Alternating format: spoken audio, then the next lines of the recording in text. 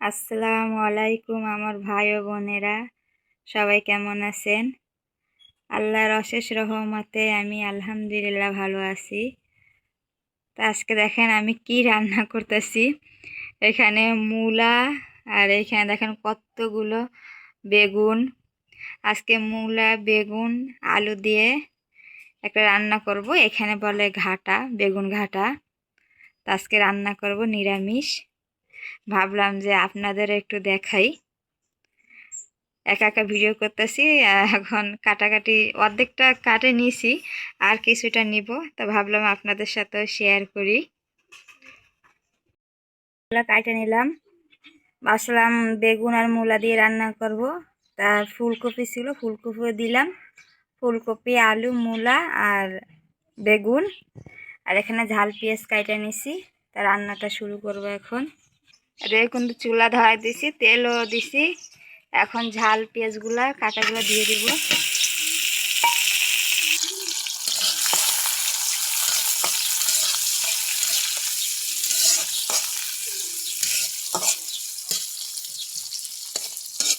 পেঁয়াজ মরিচগুলো একটু ভাজে নিব।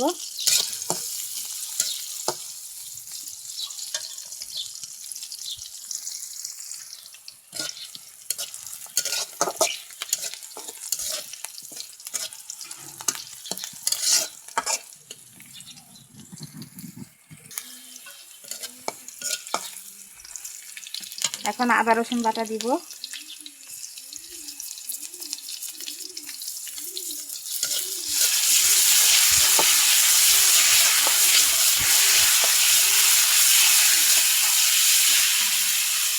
যেহেতু কাঁচামরিচ দিচ্ছি, কাঁচামরিচ দিলে করে তরকারি কালারটা কেমন সাদা সাদা হয়। তো এখানে কিছুটা এই বাটা মরিচ দিয়ে দিব।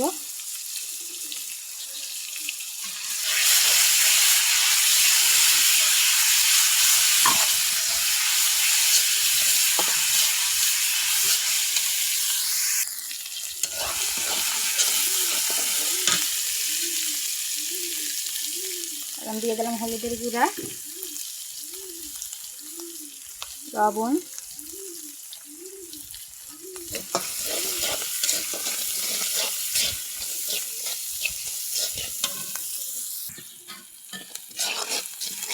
অল্প একটু পানি দিব।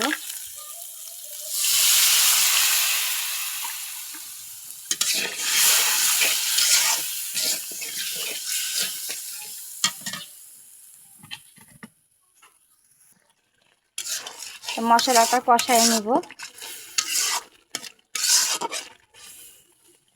এই মশলা কষানোর সময় যদি তেল ছেড়ে না, আমার কাছে দেখতে কিন্তু খুবই ভালো লাগে। তো দেখেন আমার মশলাটা কিন্তু কষানো হয়ে গেছে। এখন তরকারিগুলো দিয়ে দিব।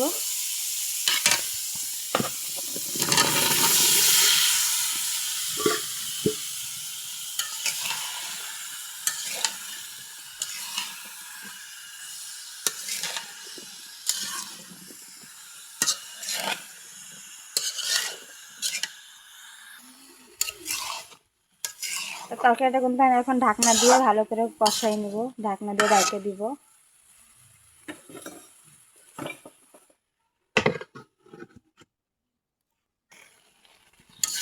দেখেন কতগুলো পানি বের হয়েছে।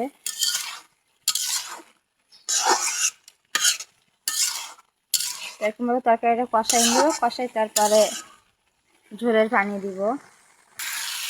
এই দেখেন আর কোনো পানিগুলো শুকিয়ে গেছে। আর আমি ভালো করে এখন তরকারিটা কষাই নেব। কষাই তারপরে পানি দিব।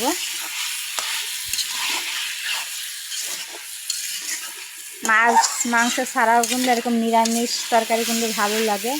একটু ভালো করে রান্না করলে ভালোই কিন্তু লাগে, খারাপ লাগে না। আর গ্রামে সবসময় মাছ গোস্ত কিন্তু মানুষের বাড়িতে থাকেও না। এবং তরকারিটা কিন্তু ভালো করে কষাই নিচ্ছি। এখন আমি পানি দিয়ে দিব, গরম পানি। যেহেতু কষায় দিয়ে রান্না করেন, তাহলে ঠান্ডা পানি দিলে কিন্তু তরকারিটা স্বাদ লাগে না আর ভালোও লাগে না। একটু কষ্ট করে গরম পানি দিবেন, তাহলে কিন্তু তরকারিটা ভালো লাগে খাইতে। আর যেটা মনে করেন যে মাখাই জায়গায় বসান, তাতে ঠান্ডা পানি দিলে সমস্যা হয় না। দেখেন আপনাদের আপু কিন্তু খালি রান্নাই করে না, রান্না বসাই দিছি। আর এদিকে কিন্তু ধানগুলা ঝাইরা নিছি। এইগুলা হলো ওই বিছন ধান রাখা হবে, সেখানে রোদ্রে দিয়ে ঝাইরে তারপরে রাইখা দিচ্ছি যেন ভালো থাকে। দেখছেন একটা মেয়ে মানুষের যে কত কষ্ট, এক কাজ নিয়ে কোনো থাকা যায় না। ওদিকে রান্নাও করতেছি, এদিকে এই কাজও করতেছি। দেখেন ধানগুলো কিন্তু ঝাড়া হয়ে গেছে। এই যখন এই হাইটে করে রাখে দেবো। আর অনেকগুলা পাতান বের হয়েছে, যেহেতু বিছন ধান ভালোভাবে ঝাইরে তারপরে রাখা লাগে। আর ওদিকে কিন্তু চুলায় রান্না বসাই দিয়েছি, দেখি কি হয়েছে। এই যে রান্নার এই অবস্থা।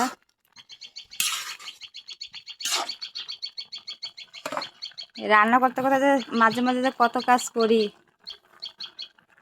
এক কাজ নিয়ে তার পরে থাকা যায় না। অনেক কাজই কিন্তু থাকে সংসারে। দেখেন আমার কিন্তু তরকারি রান্না হয়ে গেছে। এখন নামায়ে একটু জিরা ভাজি, তারপর উপর থেকে দিয়ে দেবো, সুন্দর একটা ঘ্রাণ আসবে। কিছু জিরা ভাজা নিচ্ছি।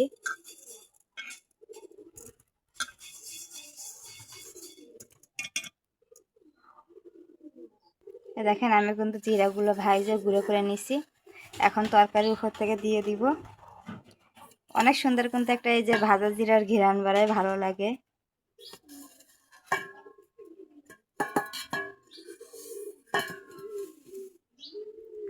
খালি কিন্তু এই তরকারি না, ডিমও ভাজবো।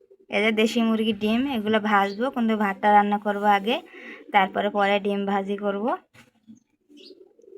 তবে যারা কষ্ট করে আমার ভিডিওটা এতক্ষণ ধরে দেখছেন, তাদেরকে অনেক মন থেকে দোয়া রইল। আল্লাহ পাক তাদের জন্য সুস্থ ভালো রাখে, এই দোয়াই করি। আর অবশ্যই আমার চ্যানেলটা একটু সাবস্ক্রাইব করবেন প্লিজ। সবাই অনেকেই কিন্তু দেখেন, কিন্তু কেউ কিন্তু সাবস্ক্রাইব করেন না, লাইক দেন না। আচ্ছা সমস্যাটা কি বলেন তো? আর টাকা পয়সা তো আর মানুষ আপনাদের কাছে চায় না, সামান্য একটা লাইক, একটা সাবস্ক্রাইবার, এটাই কিন্তু। আমি অবশ্যই আপনি প্রাপ্য, কেন আমি এত কষ্ট করে ভিডিওটা বানাই। আপনার একটা লাইক, একটা কমেন্ট করলে তো কোনো সমস্যা হয় না, বলেন? আচ্ছা ঠিক আছে, সবাই ভালো থাকেন, সুস্থ থাকেন, আল্লাহ হাফেজ।